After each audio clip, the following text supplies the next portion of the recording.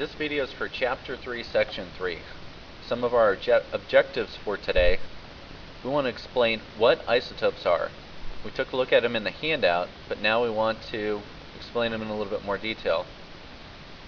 We want to define atomic number and mass number, and describe how they apply to isotopes. Given the identity of a nuclide, determine its number of protons, neutrons, and electrons. This will definitely be on the test. Define mole, Avogadro's number, and molar mass, and state how all three are related.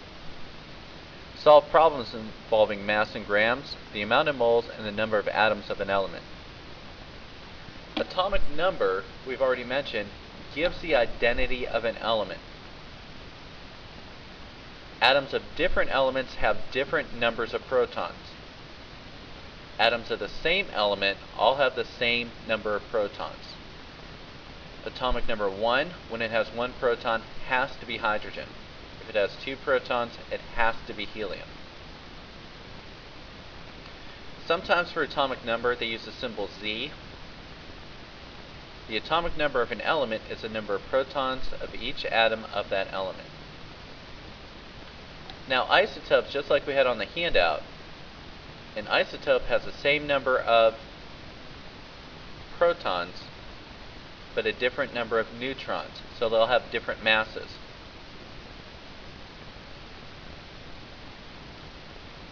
Most of the elements consist of a mixture of isotopes. Most elements in the real world have more than one form.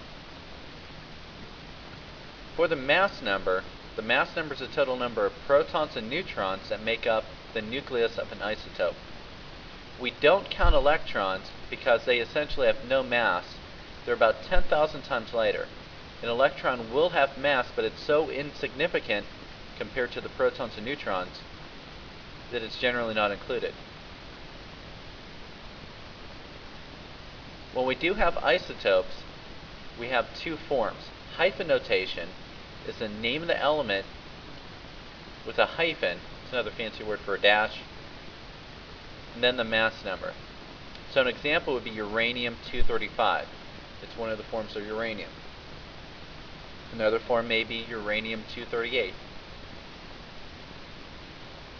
The nuclear symbol refers to the element, its mass number, and atomic number. So in the symbol, if it's uranium-235, you'd write the symbol U for uranium. 235 will go in the upper left. That's the mass number. And the atomic number goes on the bottom. It's atomic number 92.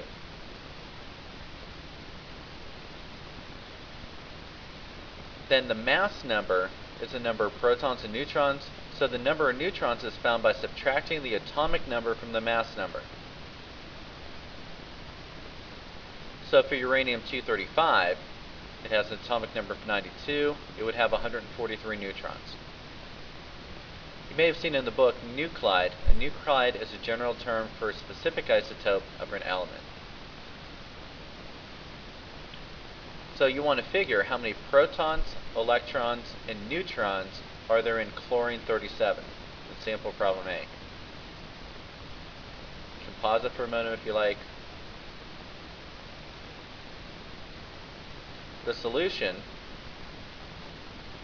you're given the name and mass number. We want to find the number of protons, electrons, and neutrons. So our solution, the atomic number equals the number of protons, and when it's not an ion, it'll have that many positives, it'll have that many negatives. The mass number is the number of neutrons and the number of protons. So to solve it, we find the atomic number of 17. So the mass number minus the atomic number, it would have 20 neutrons. So chlorine-37 has 17 electrons, 17 protons, and 20 neutrons. Now in the periodic table, they're not just randomly assigned. There is a standard used by all scientists. So the atomic masses are relative. They're all relative to exactly 12 atomic mass units in carbon-12. So carbon-12 is the basis for atomic masses on the periodic table.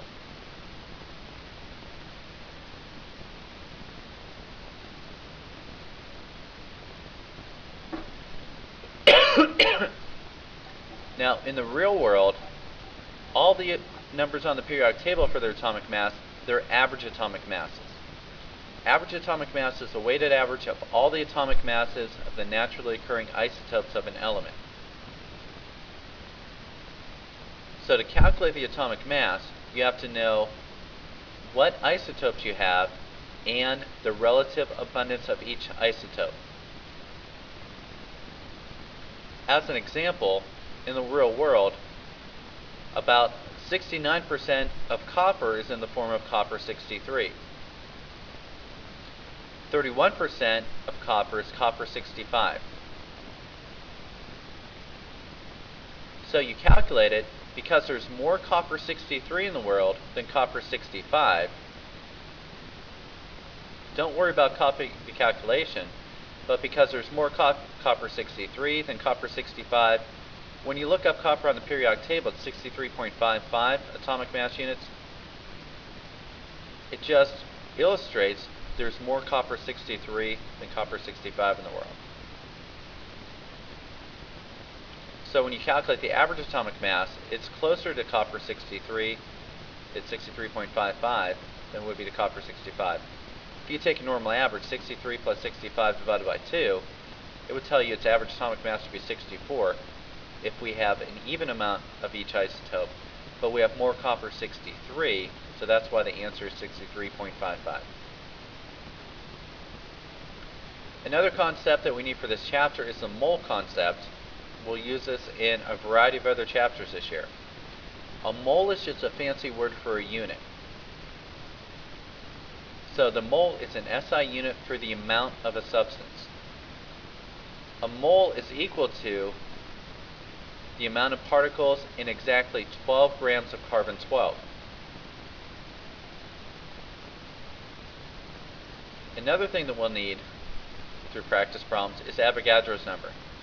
Well, we've also found that we have 1 unit of a pure substance. If we have 1 mole of a pure substance, it contains exactly 6.02 times 10 to the 23rd particles. So what we need to do, we need to relate mass to number of atoms. And to do this, the mass of 1 mole of a pure substance is called the molar mass of that substance. Molar mass is how many grams per mole. The molar mass of an element is numerically equal to the atomic mass. So in the book, if they ask you what is the molar mass, it's in grams per mole. Atomic mass, it would be in AMU. There is a problem like that in the section review. You may also have to convert, just like we did in chapter 2, between grams and moles for something we'll use later in the year. Chemists use molar mass as a conversion factor in chemical calculations. So if I'd ask you on the test, if the molar mass of helium is 4 grams per mole, so if I have 1 mole of helium, it would be 4 grams. If I have 2 moles of helium, how many grams would I have? So 1 mole of helium is 4 grams. If we have 2 moles of helium, how many grams? So you'd set this up just like we did in chapter 2. So we want to find out how many grams of helium are in 2 moles. So the given was 2 moles of helium. I know from the periodic table, 1 mole equals 4 grams. So if I have 2 moles of helium, it would equal 8 grams. It's kind of like if I ask you, how many quarters do you have in $2? We know $1 has 4 quarters, so in $2 we would have 8 quarters. We can also convert with Avogadro's number. So anytime the problem has grams, like this one, we use the periodic table. Anytime the problem says moles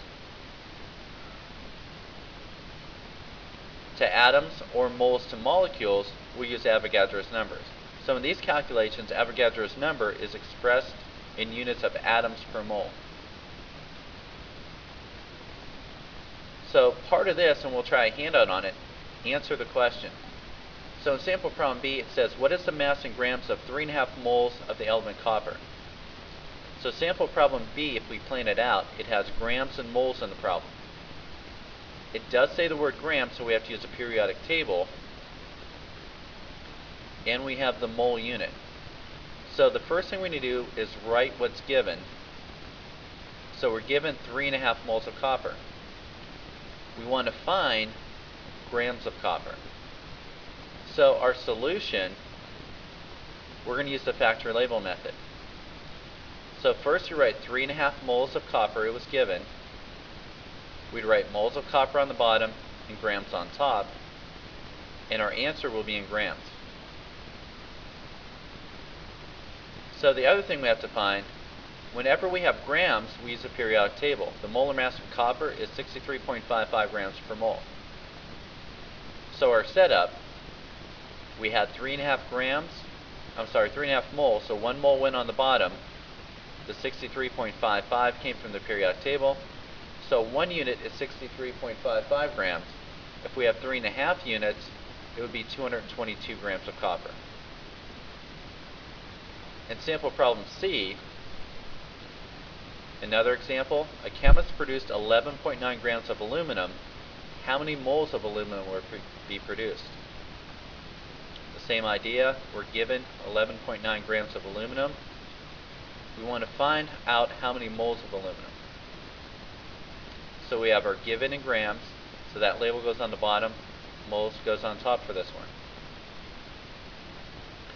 Now the only difference is we have grams of aluminum, so when we find aluminum on the periodic table, it's 26.98 grams per mole. So for this one, we write our given, use our periodic table information. So normally 1 mole of aluminum is about 27 grams.